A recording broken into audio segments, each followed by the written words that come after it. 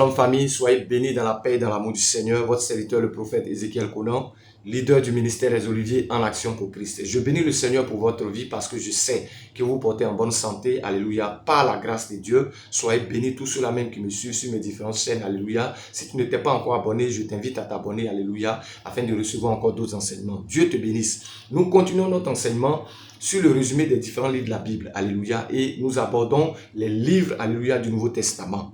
Et aujourd'hui, nous parlerons du livre de Thessaloniciens, alléluia. L'épître de Paul aux Thessaloniques, 1 et 2 Thessaloniciens, alléluia. Qu'est-ce que nous pouvons dire? Paul et Silas ont fondé l'église de Thessalonique lors du second voyage missionnaire de Paul. On trouve cela dans Actes chapitre 17, versets 1 à 10. Ils y restèrent moins d'un mois à cause de la foule ameutée par les Juifs. La jeune église a montré une force remarquable. Ses membres étaient en majorité des gentils convertis de leurs pratiques païennes et qui devaient faire face à un environnement païen hostile. Paul désirait vivement savoir comment il progressait. Timothée lui apporta des nouvelles dans le livre de 1 Thessaloniciens 3, verset 6. Et il voulait les encourager à demeurer fermes dans la foi. On y trouve peu de doctrine dans 1 Thessaloniciens, mais beaucoup d'encouragement. Paul y parle beaucoup de la seconde venue de notre Seigneur Jésus-Christ. On trouve cela dans 1 Thessaloniciens 1, verset 10, 1 Thessaloniciens 2, verset 19, 1 Thessaloniciens 3, verset 13, 1 Thessaloniciens 4, verset 16 à 18 et 1 Thessaloniciens 5, verset 23.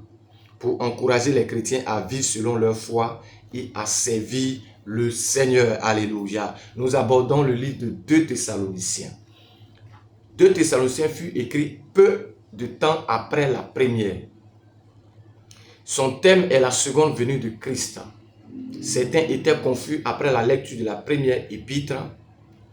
Cette lettre annonce les événements qui précéderont sa venue et encourage les chrétiens à supporter la persécution, à agir et à attendre le second avènement de Christ avec patience. Alléluia. Donc lorsque nous lisons 1 et 2 Thessaloniciens, alléluia, l'apôtre Paul nous exhorte à la patience, alléluia, la patience en attendant notre Seigneur Jésus-Christ, en attendant, alléluia, même dans la souffrance, même dans la persécution, nous devons être patients, parce que lui qui a dit qu'il va revenir, alléluia, il va le faire, alléluia.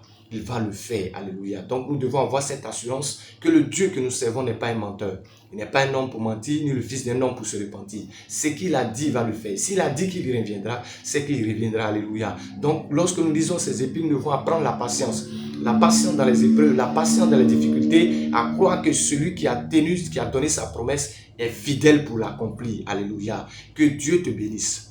Je veux prier ce matin pour tous les serviteurs de Dieu, tous les enfants de Dieu qui traversent des moments difficiles, alléluia. Que le Seigneur vous fortifie, que le Seigneur vous aide dans votre quête, dans votre marche avec lui, au nom puissant de Jésus-Christ. Alléluia.